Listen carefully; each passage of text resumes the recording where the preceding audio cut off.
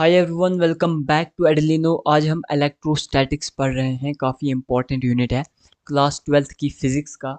और ये इलेक्ट्रोस्टैटिक्स का पार्ट 2 लेक्चर है। इससे पहले इलेक्ट्रोस्टैटिक्स का एक पार्ट हम कर चुके हैं जिसमें हमने majority of the topics discuss कर लिए थे।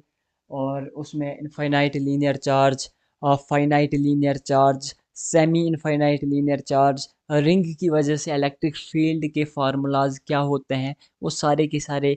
और इसके अलावा भी बहुत सारे topics, majority of the topics electrostatics के हमने लास्ट लेक्चर में डिस्कस किए थे।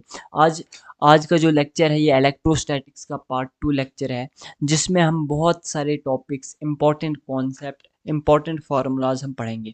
और one of the most important topic जैसे गॉस लॉ हो गया, इलेक्ट्रिक फ्लक्स हो गया, electric field line, electric dipole, ये सारे के सारे टॉपिक्स आज के इस लेक्चर में हम देखेंगे। नीट जेडबलई के लिए ये लेक्चर काफ़ी इंपॉर्टेंट है। सारे फार्मूले, सारे इंपॉर्टेंट कॉन्सेप्ट कम से कम टाइम में हम आज के इस लेक्चर में डिस्कस करने वाले हैं। तो चलिए इलेक्ट्रोस्टैटिक्स के पार्ट 2 लेक्चर को हम यहाँ पे स्टार्ट कर रहे हैं। सबसे पहले इलेक्ट्रिक फील्ड लाइंस की बात करें। यहाँ पे मैं ज़्यादा थ्योरी पे फोकस नहीं कर रहा हूँ। यहाँ पे मैं मेनली जो इम्पोर्टेंट कॉन्सेप्ट है, ज़्यादातर तो फार्मूले ही बताऊँगा। और उसके अलावा जो थ्योरी में भी जो बहुत ज़्यादा इम्पोर्टेंट है वो भी मैं आपको यहाँ पे बताऊँगा। ठीक है, तो इलेक्ट्रिक फील्ड लाइन से यहाँ पे हम स्टार्ट कर रहे हैं। सबसे पहले जो इलेक्ट्रिक फील्ड लाइंस होती हैं वो पॉजिटिव चार्ज से इमर्ज करती हैं। ठीक है, पॉजिटिव चार्ज से वो निकलती हैं और नेगेटिव चार्ज की तरफ वो आती हैं। ठीक है, यहाँ पे आपको दिख रहा होगा कि पॉजिटिव चार्ज से इलेक्ट्रिक फील्ड लाइन की डायरेक्शन दूर होती है और नेगेटिव चार्ज की तरफ इलेक्ट्रिक फील्ड लाइंस की डायरेक्शन होती है। एक इम्पॉर्टेंट पॉइंट यहाँ पे लिख के लाया हूँ कि जो रिलेटिव नंबर ऑफ लाइंस होता है, कि कितनी इलेक्ट्रिक फील्ड लाइंस हैं, वही चार्ज के मैग्नीट्यूड को बताता है। मान लीजिए यहाँ पे अगर 3 इलेक्ट्रिक फील्ड लाइंस हैं और यहाँ पे 2 इलेक्ट्रिक फील्ड लाइंस हैं, तो यहाँ पे साफ दिख रहा है कि चार्ज जो है, मैग्नीट्यूड जो चार्ज का है वो यहाँ पे ज़्यादा है, क्योंकि यहाँ पे नंबर ऑफ लाइंस ज़्यादा है। उसके बाद नेक्स्ट है हमारे पास इलेक्ट्रिक डाइपोल। इलेक्ट्रिक डाइपोल काफ़ी ज़्यादा इंपॉर्टेंट है। देखो, जब हम मैग्नेटिज्म पढ़ेंगे वहाँ पे भी एक डाइपोल देखने को मिलेगा जिसको हम मैग्नेटिक डाइपोल कहते हैं। ठीक है, अगर यहाँ पे आप इलेक्ट्रिक डाइपोल को अच्छे से समझ लेते हो तो वहाँ पे भी काफ़ी आसानी होगी ये इलेक्ट्रिक डाइपोल समझने में। सबसे पहले आपने क्या समझना है इलेक्ट्रिक डाइपोल में, कि हमारे पास दो चार्जेस हैं। ठीक है, दोनों का मैग्नीट्यूड सेम है। अगर एक क्यू चार्ज है, दूसरा भी क्यू होगा। फ़र्क इतना है कि अगर ये प्लस है तो ये नेगेटिव होगा। ठीक है, और इनके बीच की का जो डिस्टेंस है वो 2L डिस्टेंस होगा, जिसको हम मैग्नेटिक लेंथ कहते हैं। इसी को हम इसी सीक्वेंस को हम क्या कहते हैं, इलेक्ट्रिक डाइपोल कहते हैं। तो इलेक्ट्रिक डाइपोल में दो इक्वल चार्जेस आते हैं जिनका साइन अपोजिट होता है, जो डाइपोल लेंथ से दोनों सेपरेटेड होते हैं। इसको हम इलेक्ट्रिक डाइपोल कहते हैं। अब बात यहाँ पे करेंगे इलेक्ट्रिक डाइपोल मोमेंट की। इलेक्ट्रिक डाइपोल मोमेंट को हो या फिर डाइपोल मोमेंट को हो, बात बराबर है। इसको हम कैपिटल पी से या फिर स्मॉल पी से रिप्रेजेंट करते हैं। इसका जो यूनिट होता है, ऐसा यूनिट, वो कोलम्ब मीटर होता है। यहाँ पे ये डायग्राम तो मैंने आपको बता ही दी कि एक पॉजिटिव चार्ज होता है, एक नेगेटिव होता है, मैग्नीट्यूड दोनों का सेम होगा। ठीक है, और ये इस डाइपोल का सेंटर अगर है तो यहाँ से लेकर यहाँ तक का डिस्टेंस अगर एल है, तो यहाँ से यहाँ तक का डिस्टेंस भी अगर एल है, तो दोनों चार्जेस के बीच का डिस्टेंस 2L होगा, जिसको हम डाइपोल लेंथ कहते हैं। और याद रखना कि जो इलेक्ट्रिक डाइपोल मोमेंट या डाइपोल मोमेंट P होता है, उसकी डायरेक्शन नेगेटिव चार्ज से पॉजिटिव चार्ज की तरफ होती है। और जो डाइपोल मोमेंट होता है P, वो Q इंटू 2L के बराबर होता है। Q यहाँ पे चार्ज है और 2L यहाँ पे क्या है, डाइपोल लेंथ है। और याद रखना कि जो डाइपोल होता है, इलेक्ट्रिक डाइपोल मोमेंट होता है, उसकी डायरेक्शन नेगेटिव चार्ज से पॉजिटिव चार्ज की तरफ होती है। ठीक है, उसके बाद है electric field due to dipole. अभी तक हमने बहुत सारे फार्मूले इलेक्ट्रिक फील्ड के देखे। ठीक है, due to infinite charge, semi infinite linear charge और फाइनाइट लीनियर चार्ज। इसके अलावा रिंग की वजह से हमने इलेक्ट्रिक फील्ड देखी। ठीक है, और भी बाकी आर्क की वजह से हमने देखी थी कल इलेक्ट्रिक फील्ड। और कल भी हम यानी इस लेक्चर, ये वाला जो लेक्चर है, इसमें भी आगे हम बहुत सारी चीज़ों की वजह से इलेक्ट्रिक फील्ड देखने वाला है। तो इसी तरीके से यहाँ पे एक और टॉपिक आता है, electric field due to dipole. Electric field due to dipole, dipole की वजह से इलेक्ट्रिक फील्ड का क्या फार्मूला आता है, ये बहुत लेंथी टॉपिक है। इसमें ज़्यादा आपने कुछ सोचना नहीं है, बस 2-3 कॉन्सेप्ट इसमें समझने हैं, याद कर लेने हैं, और वही नीट के लिए, जेईई के लिए काफ़ी है। इसमें हम दो केसेस पढ़ते हैं, electric field due to dipole में हम दो केसेस पढ़ते हैं। जो पहला केस है वो हम देखते हैं इलेक्ट्रिक फील्ड डाइपोल की एक्सिस पे। मान लीजिए अगर डाइपोल है तो इसकी एक्सिस पे ही कहीं इधर हम इलेक्ट्रिक फील्ड देख रहे होंगे, इसको हम कहते हैं on the axis of dipole. तो एक्सिस ऑफ डाइपोल पे जो इलेक्ट्रिक फील्ड का जनरल फार्मूला होता है वो होता है 2 kpr upon R square minus L square की पावर 2, ठीक है।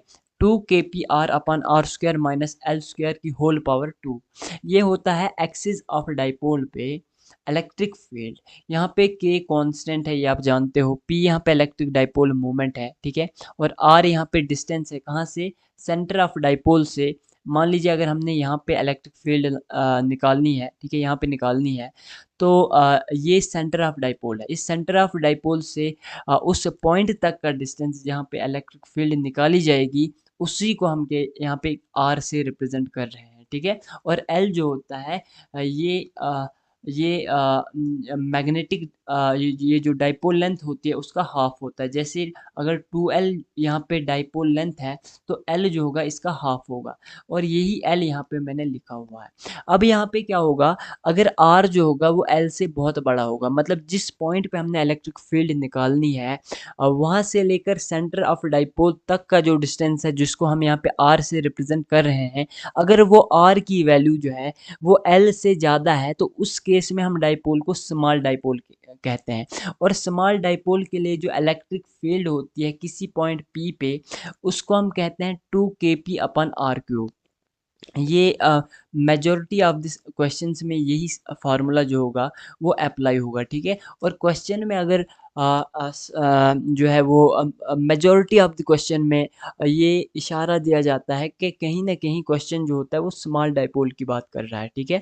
तो स्मॉल डाइपोल जहाँ भी दिखेगा वहाँ पे फार्मूला लगेगा 2 kp अपन आर क्यूब। अब है on the equatorial line of dipole. अब हम यहाँ पे बात करेंगे इलेक्ट्रिक फील्ड की डाइपोल की इक्वेटोरियल लाइन पे, ठीक है। यहाँ पे इसका जनरल फार्मूला मैं बता रहा हूँ, -kp upon R square plus L square की पावर 3/2। अब यहाँ पे देखते हैं ये आर क्या है, इक्वेटोरियल लाइन के लिए आर क्या है। मान लीजिए हमने यहाँ पे इलेक्ट्रिक फील्ड निकालनी है, ठीक है। तो इस सेंटर से लेकर के इस ऊपर इक्वेटोरियल पॉइंट तक का जो डिस्टेंस है यहाँ पे आर कहलाएगा, ठीक है। ये है आर इक्वेटोरियल लाइन के केस में। तो -kp upon R square plus L square की पावर 3/2 इलेक्ट्रिक फील्ड होती है इक्वेटोरियल लाइन ऑफ डाइपोल पे। और अगर आर की वैल्यू एल से बहुत ज़्यादा है तो ये स्मॉल डाइपोल का केस हो जाएगा। और स्मॉल डाइपोल के लिए जो इलेक्ट्रिक फील्ड होती है वो -kp अपन आर क्यूब होती है on the equatorial line of dipole, ठीक है।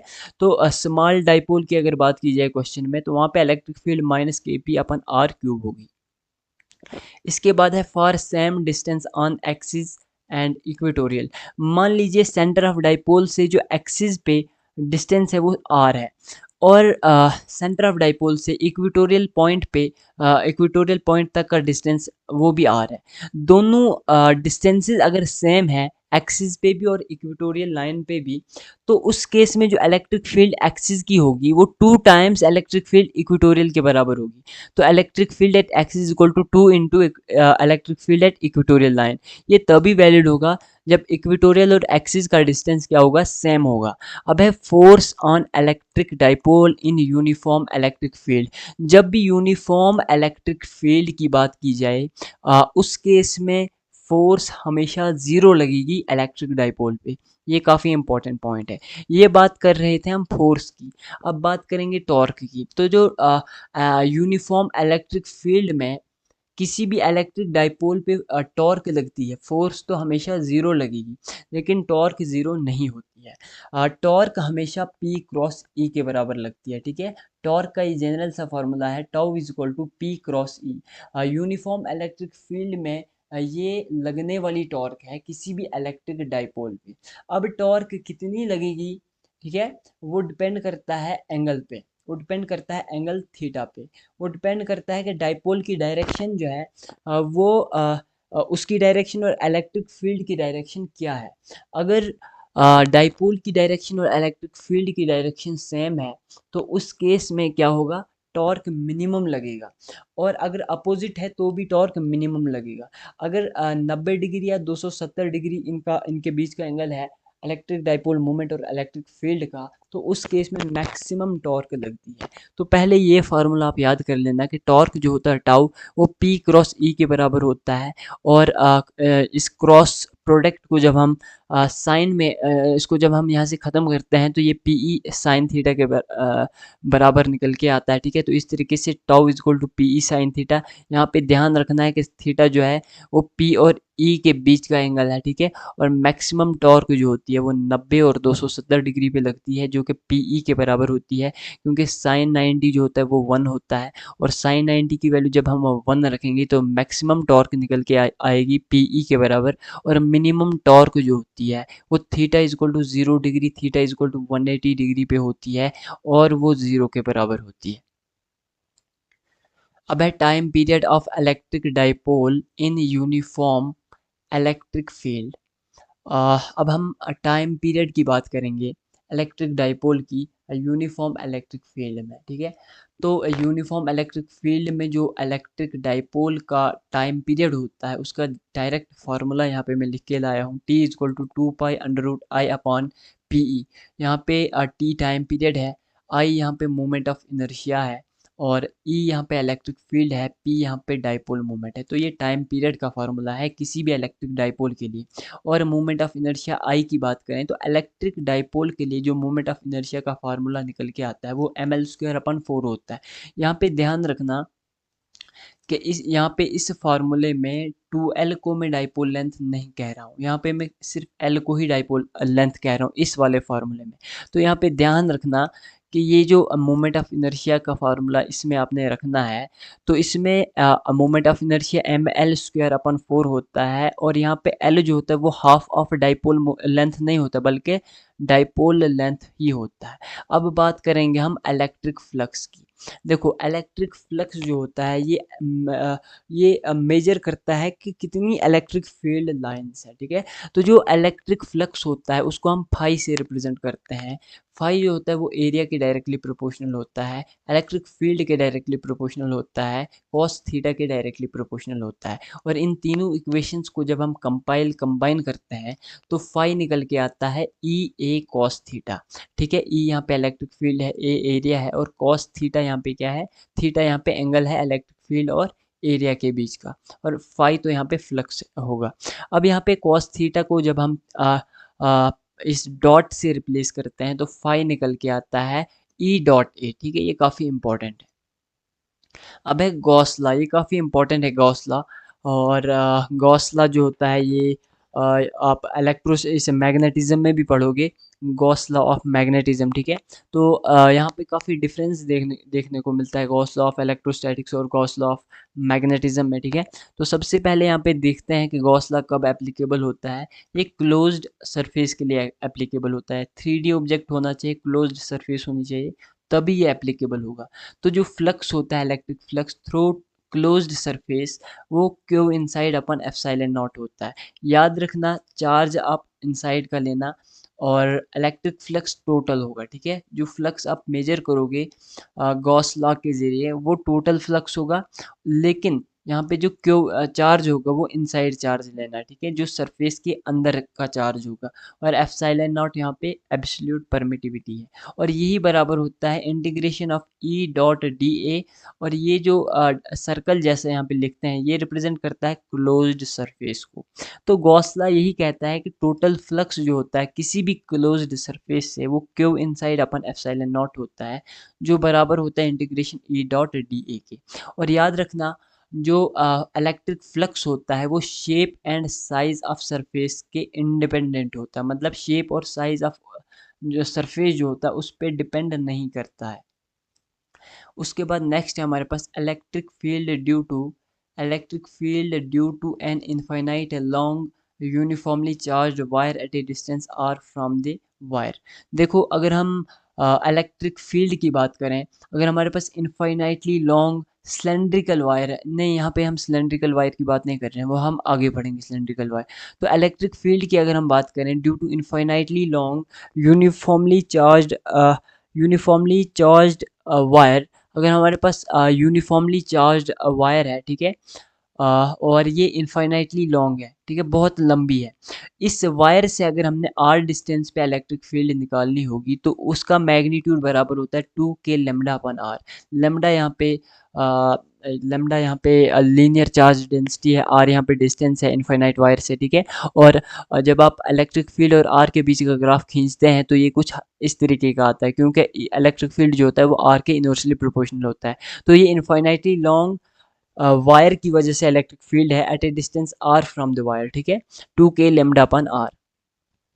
उसके बाद है electric field due to long conducting wire, ठीक है। अब हम बात करेंगे electric field due to long conducting wire से, ठीक है। तो इलेक्ट्रिक फील्ड की अगर हम बात करें, इलेक्ट्रिक फील्ड की अगर हम बात करें, जहाँ भी इलेक्ट्रिक फील्ड की बात की जाए इनफाइनाइटली लॉन्ग कंडक्टिंग वायर की वजह से, और यहाँ पे एक वर्ड जो है वो मिसिंग है, सिलेंड्रिकल होना चाहिए यहाँ पे, सिलेंड्रिकल, ठीक है। सिलेंड्रिकल जब तक ना आप यहाँ पे लिखोगे, क्योंकि क्वेश्चन में ज़रूरी नहीं है वहाँ पे वायर लिखा होगा, वहाँ पे कोई भी सिलेंड्रिकल ऑब्जेक्ट होगा, ठीक है। तो अगर आपको ये पता रहेगा कि भाई सिलेंड्रिकल की वजह से, सिलेंड्रिकल ऑब्जेक्ट की वजह से electric field inside outside surface पे क्या होती है, तो इस कॉन्सेप्ट से आप ये निकाल सकते हो, ठीक है। तो इलेक्ट्रिक फील्ड अगर हमने सिलेंड्रिकल वायर्स की वजह से निकालनी होगी, सिलेंड्रिकल वायर की वजह से निकालनी होगी, जो कि इनफाइनाइटली लॉन्ग है, चाहे सॉलिड हो चाहे हॉलो हो, दोनों में क्या होगा कि इनसाइड इलेक्ट्रिक फील्ड जीरो के बराबर होती है, सरफेस पे इलेक्ट्रिक फील्ड सिग्मा अपन एप्सिलॉन नॉट के बराबर होती है जो कि मैक्सिमम होती है, और आउटसाइड जो होती है sigma R upon epsilon not R के बराबर होती है, ठीक है। और इसके बीच में जब हम ग्राफ खींचते हैं इलेक्ट्रिक फील्ड और डिस्टेंस आर के बीच में, तो यहाँ पे ये जो डॉटेड लाइन यहाँ पे खींची हुई है ये सरफेस को रिप्रेजेंट करती है। यहाँ पे जो डिस्टेंस है वो कैपिटल आर मतलब रेडियस ऑफ सिलेंड्रिकल वायर के बराबर है। तो इसके अंदर जो इलेक्ट्रिक फील्ड है वो जीरो के बराबर है, और यहाँ पे मैक्सिमम होगी sigma upon epsilon not surface पे, और जो ही हम सरफेस से दूर भागते जाते हैं तो sigma R upon epsilon not R जो होता है ये आउटसाइड इलेक्ट्रिक फील्ड है। तो इलेक्ट्रिक फील्ड जो होता है वो आर के इन्वर्सली प्रोपोर्शनल होता है। तो जो ही हम बाहर की तरफ जाते हैं, जितना डिस्टेंस बढ़ेगा इलेक्ट्रिक फील्ड उतनी कम होगी, ठीक है। तो ये इलेक्ट्रिक फील्ड होती है किसी भी सिलेंड्रिकल कंडक्टिंग वायर की वजह से, चाहे वो सॉलिड हो चाहे वो हॉलो हो। अब हम बात करेंगे electric field due to non conducting solid और डाइलेक्ट्रिक इंसुलेटिंग, ये भी सिलेंड्रिकल है, यहाँ पे भी सिलेंड्रिकल वर्ड का यूज़ करना। अब यहाँ पे एक बात यहाँ पे लिखना मैं भूल गया हूँ कि ये ही सेम रिजल्ट होगा, same result is true for, ये था कंडक्टिंग के लिए, ये था कंडक्टिंग वायर के लिए, चाहे वो हॉलो हो चाहे वो सॉलिड हो। लेकिन यही जो होगा ये सेम रिजल्ट ट्रू होगा किसके लिए, non conducting, non conducting hollow के लिए, hollow cylindrical wire, cylindrical wire. Solid की बात नहीं कर रहा हूँ, सॉलिड के लिए मैं अलग सा केस लिख के लाया हूँ, ठीक है। ये ऊपर वाला केस जो हमने पढ़ा, ये इसमें तीन चीज़ें आपने याद रखनी है, सिलेंड्रिकल वायर है, कंडक्टिंग है, और हॉलो सॉलिड दोनों के लिए।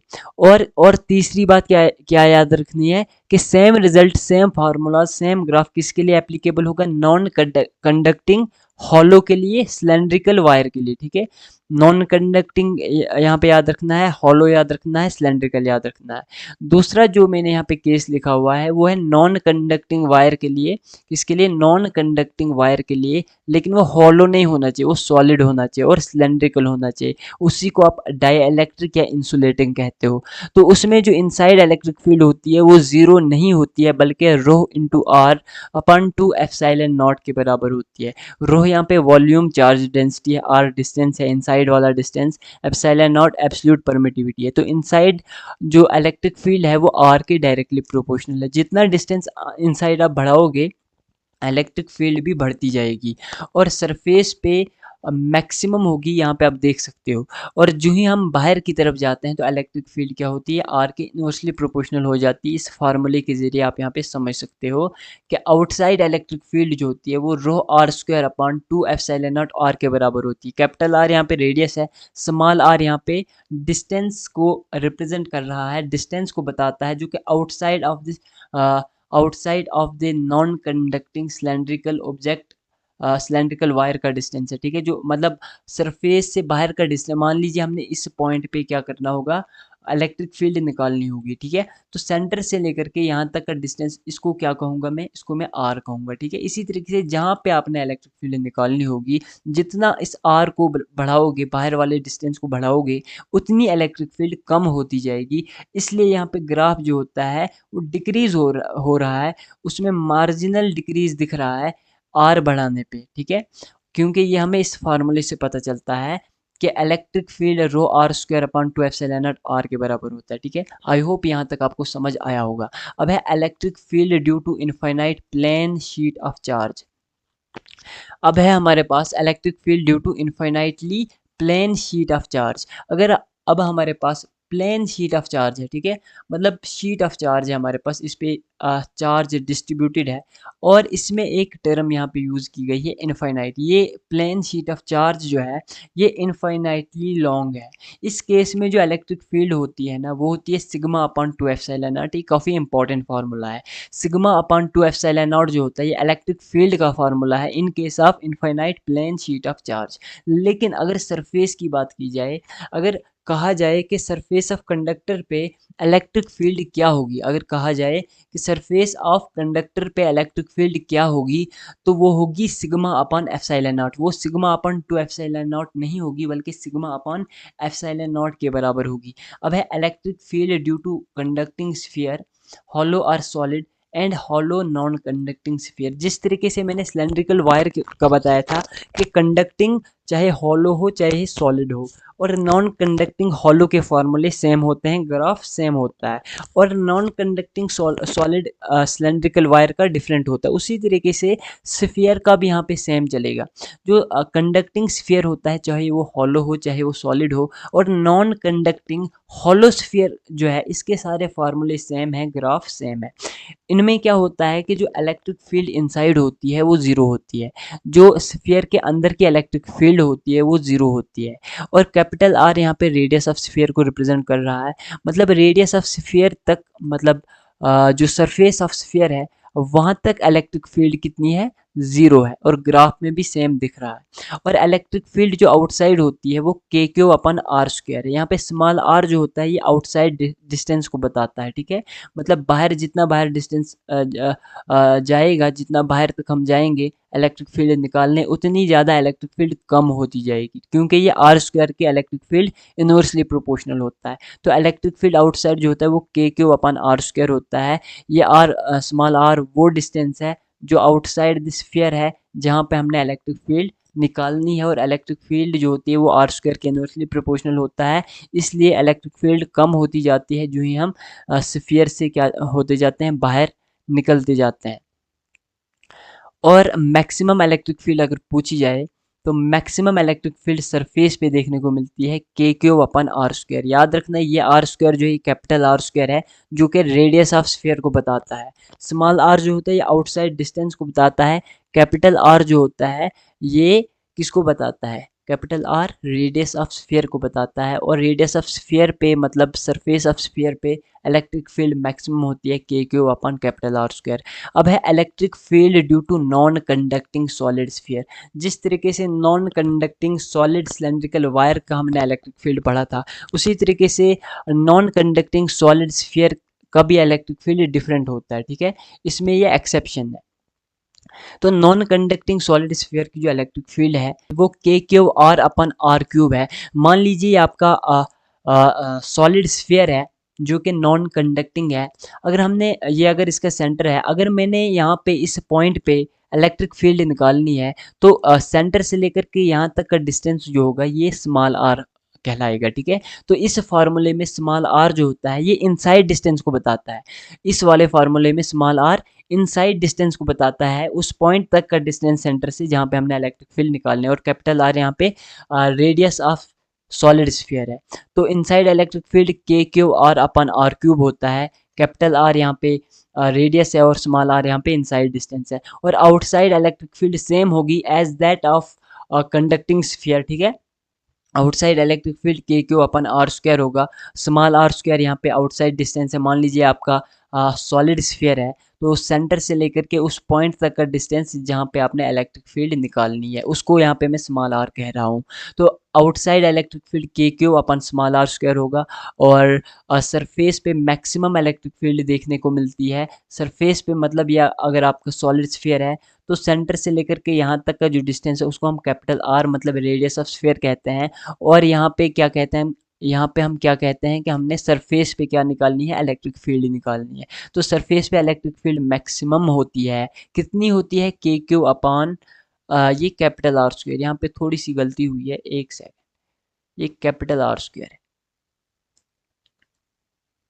ये कैपिटल आर स्क्वायर है। तो सरफेस पे मैक्सिमम इलेक्ट्रिक फील्ड होती है के क्यू अपान कैपिटल आर स्क्वायर, और आर यहाँ पे रेडियस ऑफ सॉलिड स्फीयर है। तो अगर आपने ये तीन फार्मूले अच्छे से देख लिए तो ये ग्राफ आपको समझ आ ही जाएगा, क्योंकि ये जो है ये डॉटेड लाइन ये सरफेस को रिप्रेजेंट करती है, क्योंकि यहाँ पे स्मॉल आर की वैल्यू कैपिटल आर के बराबर होती है, मतलब ये सरफेस को बताती है।